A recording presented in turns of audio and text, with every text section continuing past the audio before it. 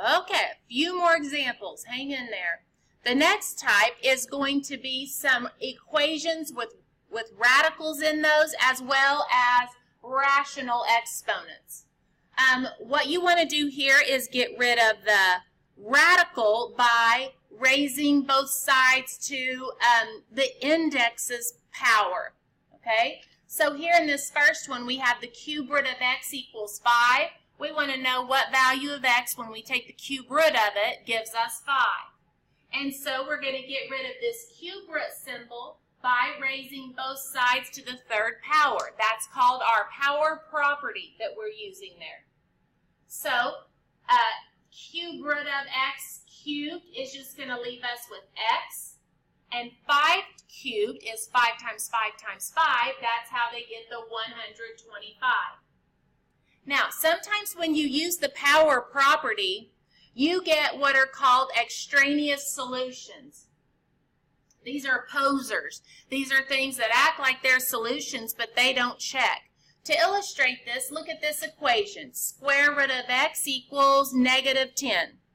So we're looking for what answer, when we take the square root of it, gives us a negative 10. So to get rid of the square root, we are going to square both sides. The square root of x squared just leaves us with x. And negative 10 squared is negative 10 times negative 10, which is positive 100. So you're telling me, once I check this, the square root of 100 should give me negative 10. No, it's not. The square root of 100 is positive 10. So there's an example of an extraneous solution. Okay? 100 is an extraneous solution. You would just mark that out because it doesn't check, and you would say there is no solution. Okay, so the lesson learned here is if you ever square both sides, cube both sides, raise both sides to the fourth power, and so on, you must check your answers for these extraneous solutions. Step 1 in solving a radical equation is to get the radical on a side by itself. Then, step 2, get rid of the radical by raising each side of the equation to a power equal to the index of the radical. If you have a square root, you're going to square both sides. If you have a cube root, you're going to cube both sides, so forth. Then your equation should be free from radicals. You'll solve, but then step 4, you need to check your answers. Here, with radical equations, it is not optional to check. You have to check these because of those extraneous solutions. Let's look at a couple of examples here. On number 56, the radical of square root of 3x plus 1 already is on a side by itself. So we are ready to square both sides to get rid of the square root. So I'm going to square this side. I'm going to square this side. So what I have remaining on the left-hand side is just 3x plus 1. On the right-hand side is 11 squared, which is 121. Now let's solve for x. I'm going to subtract 1 from both sides. 3x equals 120. When I divide both sides by 3, I get a possible answer of 40. I'm not going to circle that up or put it in a solution set until I check. I'm going to check that answer of 40. And what I'm going to do is I'm going to go back to my original equation right up here after I clean it up a little bit here. And I'm going to put a 40 in for x.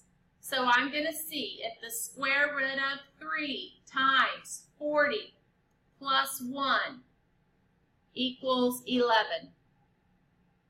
All right, 3 times 40 is 120. 120 plus 1 is 121. And is that a true statement? Square root of 121 is positive 11. That checks. So x equals 40 is my answer. Okay. On number 62, first of all, isolate the radical And we're going to accomplish that by subtracting 3 from both sides. And so we have the square root of 2n plus 29 equals n minus 3. Now we're ready to get rid of the square root by squaring both sides. Square this side. Now you've got to be careful here, y'all, because you can't just square each term. That's not what the power property says. The power property says you have to square the entire side. The entire side. Okay? That does create a little bit of an issue, but that is the way we have to attack this. Okay? All right, so over here on the left-hand side, the square and the square root knock each other out, just leaving us with 2n plus 29. On the right-hand side now, we have n minus 3 quantity squared, which means we need to expand that out and then FOIL. Okay? That's how we need to do that. It's not just going to be n squared minus 9 or n squared plus 9. Okay? So we have 2n plus 29 equals first times first is n squared. Outer times outer is a negative 3n. When I combine that with inner times inner of another negative 3n, I have negative 6n. And last times last, the negative 3 times the negative 3 is positive 9. Okay? Now, I see my quadratic term, the n squared right here. So that tells me get everything on one side equals 0. So, subtract 2n from both sides and subtract 29 from both sides. So I have 0 equals n squared, negative 6n minus 2n is a negative 8n. 9 minus 29 is a negative 20. Let's see, if that doesn't factor, I'll put it into the quadratic formula. But you know what? That does factor. Okay? The two numbers that multiply to give me negative 20, but combine together to give me negative 8 are n minus 10 and n plus 2. So I do have two possible answers. Now don't forget here, they're not negative 10 and positive 2. Excuse me. What you do next is set each of those factors equal to 0. And here's your potential answers.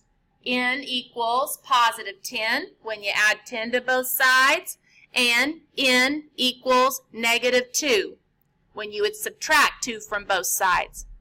Now I'm going to need to check both of these answers, and I think I'm going to kind of, just so I don't have to scroll past all of this, I think I'm going to check these above. First of all, let me check that first potential value of 10. Let me check at 10 back into my original problem. Okay, so I'm going to have the square root of 2 times 10 is 20 plus 29. And then I've got a plus 3 equals 10, the n value, right? Okay, so here I have square root of 49 plus 3 equals 10. And I can already tell that's going to check. 7 plus 3 is 10. 10 equals 10. That checks. I can go ahead and put that guy in my solution set. I'll circle it to remind me to include him in my solution set. All right, I'm next going to check that other potential value of a negative 2. So I've got the square root of n now is a negative 2. Okay, so I've got 2 times negative 2 is negative 4. Bring down the plus 29. Bring down the plus 3, and the equals, and the n value is negative 2. All right, I put negative 2 in for n, both of those spots. So let's see here. This is square root of 25 plus 3. Uh-oh, that's not going to be equal to negative 2. 5 plus 3 is 8. 8's not equal to negative 2. This guy is an extraneous solution. So the only value that's going to go in my solution set is the 10. Now sometimes both of those will check and you'll have 2 answers. That's legit. That can happen. But you don't know until you check. I would give you a shortcut if I knew it. You got to check your answers.